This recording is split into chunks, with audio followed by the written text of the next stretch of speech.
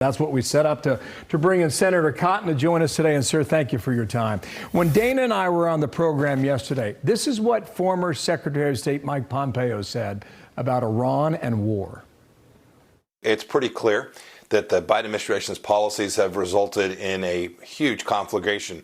I hear people talking about whether we're going to end up at war with Iran. I can assure you the Iranians are at war with the United States today. They've now killed American servicemen, these three certainly in these past days. And so my guess is you agree with him. I've laid out the scenarios. Which option do we choose? Bill, you laid out 4 options for how we could retaliate against Iran. I'd add a 5th, which is all of the above. There has to be devastating military retaliation for the targeting of American troops in Jordan, a friendly nation, across international borders, leaving 3 dead Americans and more than 3 dozen wounded. And some of those, Bill, are in grave critical condition as well. This is not an anomaly for Iran. This is what they've been doing for 45 years, but they have amped it up under Joe Biden and before him Barack Obama, because the Obama-Biden foreign policy has been one of appeasement and conciliation. We have to totally reverse that policy, starting with retaliatory strikes right now and continuing beyond that to ensure that we're no longer trying to bribe the Ayatollahs with billions of dollars. We're not looking the other way whenever they cheat on sanctions, and we're certainly not going to tolerate even the slightest provocation against our troops in the Middle East. Anything else will simply invite more attacks.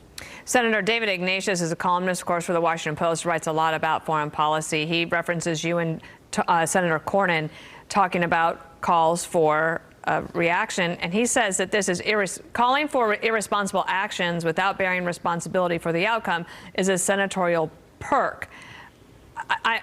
What would you say is actually irresponsible in this situation? What's irresponsible is 11 years of the Obama-Biden foreign policy towards Iran, of trying to appease, coddle, and conciliate Ayatollahs who still chant to this day death to America and death to Israel. That's why we have all these attacks on Americans. Bill, you laid out the more than 160 attacks since Hamas attacked Israel on October 7th. But it didn't start because of that October 7th atrocity. There were more than 100 attacks against Americans since Joe Biden took office before October 7th. How many times did we retaliate? Something like 4 or 5. Almost every case against empty buildings or warehouses in the middle of nowhere. Again, that simply emboldened Iran and its proxies throughout the Middle East to continue these attacks. That's the height of irresponsibility, a cowardly, sniveling policy that led our troops as sitting ducks in a region because the commander-in-chief would not take action to protect them. Last point here. When we hit the Houthis in Yemen, apparently they knew it was coming, or at least their leadership did, and they scattered. That could happen again. Yeah, because, again, it's a consequence of Joe Biden's policy of fear and appeasement and conciliation. Just like with Ukraine and before that in Afghanistan, he's scared of his own shadow. He keeps worrying about escalation. What we saw over the weekend was a massive escalation by Iran. The only way to solve that threat is to directly target Iran's terrorist forces throughout the region and in Iran itself to make it clear we will never tolerate the deaths of our fellow Americans. Sir, one last question from me. Do you think Biden has the authority he needs to take the action that he may or may not take, or would you like to see some congressional involvement?